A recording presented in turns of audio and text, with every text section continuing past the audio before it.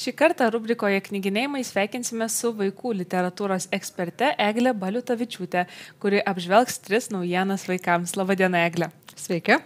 3 naujienos, 2 iš jų klasika, tai viena tik tai tokia labai naujiena, kaip suprantu. Tai gal ir pradėkim nuo tos naujausios naujienos, naujausios knygos.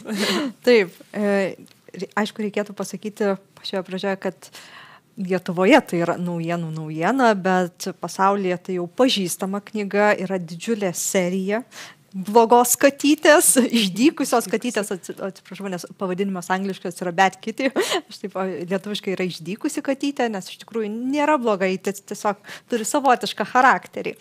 Ir išdykusios katytės serija, čia yra pirmoji knyga išleista lietuviškai, bet galiu iš karto patikinti, kad bus ir daugiau.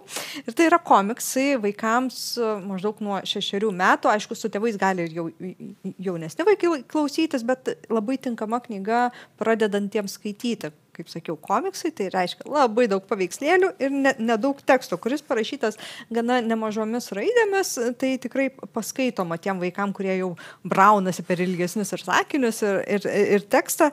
Ir tai yra be galo smagi serija, nes blogos katytės charakteris yra tokia niurzga, šiek tiek visko nepatenkinta, nuolat įsivelia į nesąmonės. Bet giliai širdyje yra gera katytė, turi tų gerų savybių, bet ta išorė, tas kiautas ar kaukė, kurią jų išsideda, yra tokios, man viskas nepatinka. Ir šitoje knygoje jinai yra išsiunčiama kartu su šunimi augančiu šeimoje į mokyklą, pasimokyti, kaip elgtis. Nes jinai labai išdykauja, parverčia kūdikį namuose, šuo per daug seilėsi, reikia abiem pasiauklėti. Na ir kas man labai patiko, kad labai šiuolaikiškas žvilgsnis į mokymo sistemą čia yra šitoje knygoje, kaip pateikiama, čia nėra baudžiama, nėra gąsdinama, kad tu iš tavęs nieko nebus, ką tu čia darai. Ne, atvirkščiai po kiekvieno vaiko arba kitaip sakant gyvūno šitoje knygoje, kuris kartais netaip pasielgia, negražiai elgesi, daro, ar ten kaip katytė išsidirbinėja, mokytoja nepyksta, atvirkščiai sako, na gerai, bet tu dar vėliau galėsi tą padaryti, galėsi atsiskleisti arba pastebi mažiausią veiksmą ir už jį pagiria. Sakant, stengiamasi vaiką kilstelėti, leisti jam atsiskleisti, negazdinti mokyklą, mokymus ir panašiai. Tai tikrai labai šiuolaikiškos pedagogikos čia yra daug. Ir, sakyčiau, labai toks geras palaikymas ir vaikams besiruošiantiems, pavyzdžiui, į mokyklą, kurie jau skaitys ar girdės jiems skaitant šitą knygą, kad nereikia bijoti ir kartu reikia tikėtis, kad mokykla ar kitos ugdymo įstaigos, būreliai ar kažkas bus tokie palaikantis, tokie, užtvirtina. Ir jeigu šeimos būtent palaiko tą glaudų, tokį pasitikėjimų, ugdomą santykį su vaiku, tai, manau, labai labai patiks. Be viso kito, visų šitų pagirų, tai tiesiog labai juokinga. Aš pati skaitydama juokiausi ir vis rodžiau vyrui, sako, pasižiūrėk, kaip čia gerai. O vaikų knygelės pasirodo irgi gali būti kaip ir komiksų, kaip sakot, komiksų, gana geri juokeliai parašyti. Taip? Oi, tikrai taip.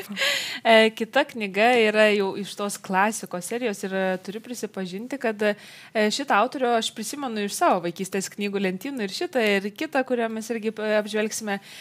Tai pradėkime nuo šitos Džeimsas ir milžiniškas persikas. Taip, Roalis Dalis yra be galo garsus anglų rašytojas, kurį Lietuvoje turbūt geriausiai pažįstame kaip knygų Raganos, Matilda autorių, bet yra daug daugiau išversta ir visos knygos jo pasižymė keliomis savybėmis.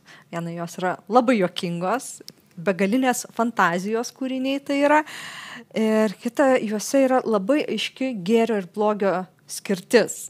Tas augantiems mažesniam dar vaikam labai labai tinkamas dalykas, mokoma atskirti, nepiešiama pilkų atspalvių, kurie šiek tiek vyresnių vaikų, paauglių literatūroje be abejonės yra labai svarbus. Bet mažesniam labai svarbu suprasti tas pusės, kas yra ir po to gilintis, kur yra tos jau detalės, pilki atspalviai ir visa kita. Ir šita istorija yra apie milžinišką persiką. Berniuko kieme išauga neįsivaizduojamo dydžio persikas. Ir kai jis pradeda žiūrinėtis, kas čia per daiktas, kas čia su juo vyksta, pasirodo, ten ir jau įsikūrė tam tikri gyvūnėliai, vabalėliai. Ir kai jis jau įlenda į tą persiką, jie pradeda riedėti žemyn nuo kalno. Na ir su tuo persiku lekia tiesiai į nuotykių kupiną kelionę, kur netikėčiausių dalykų nutinka, juos ir užpuola, jiem reikia spręsti visokias dilemas. Ir aišku, visą tai aprašoma su humoru ir, kaip sakiau, su begalinė fantazija. Ir būtent dėl to turbūt Dalas papirko, nežinau, milijonus, 100 milijonų vaikų pasaulyje. Ir tikrai tai jau nebe pirmas leidimas lietuvių kalba. Ir tai rodo, kad ir mūsų vaikai mėgsta. Leidėjai neleistų pakartotinių leidimų, jeigu nebūtų poreikio. Ir paskutinė knyga Skruzdėliuko Ferdos nuotykiai. Kaip ir sakiau, šitą tikrai prisimenu iš savo vaikystės, kiek kitaip atrodančia, dabar naujas leidimas.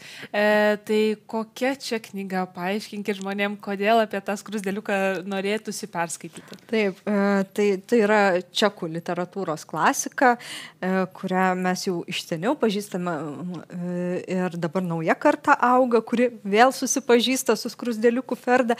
Skruzdėliukas Ferda yra labai smagus, žaismingas personažas, tokiu užkrečianti savo optimizmu.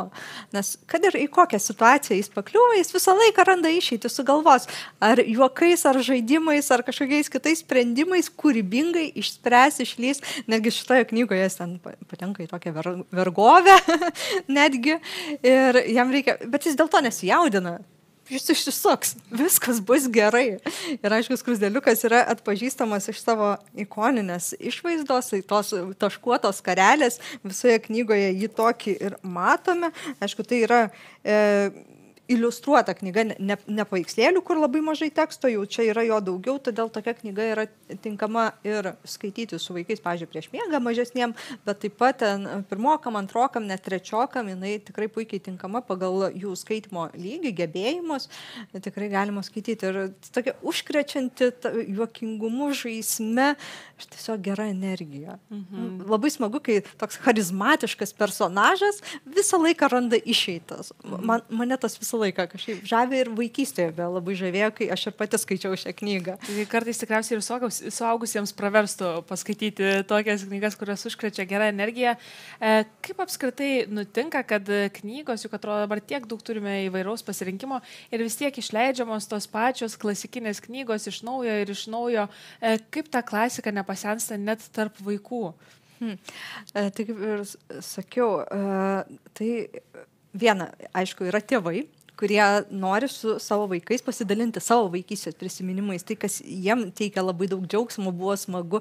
Ir aišku, perduoda tas istorijas. Tikrai ne visos prilimpa šiuolaikiniams vaikams. Tikrai reikia pripažinti, kad kai kurios yra senstelėjusios knygos, nebetinka šiuolaikinių realijų. Ir matome, kaip jos nueina. Jų nebeperleidžia tėvai ar seneliai, tiesiog susiranda iš tas senus leidimus iš bibliotekos, bet kai kurios knygos prilimpa. Vaikai ima apie jas kalbėtis, nori pristatyti mokykloje, nori neštis į darželį. Ir taip kyla poreikis. Na ir ką daro leidėjai? Jie stengiasi tą poreikį patenkinti. Aišku, nemažai leidėjų ir turi tokią moralinę, sakykime, misiją. Jie nori leisti klasiką, nori, kad jinai gyvuotų, funkcionuotų, nes kas yra klasika? Tai, ką mes paveldėjome iš senų laikų geriausio. Ir norime ir savo vaikams parodyti, ir norime su jais tą patį dar perskaityti. Tai tokia dviguba misija. Ačiū Jums labai už pokalbį. Ačiū. Tai palinkėsim tėveliams nepamiršti klasikinių knygų, kurias tikriausiai galbūt ir patys skaitydavo, ir kad dabar gali paskaityti savo vaikams. Ir pakikenti kartu.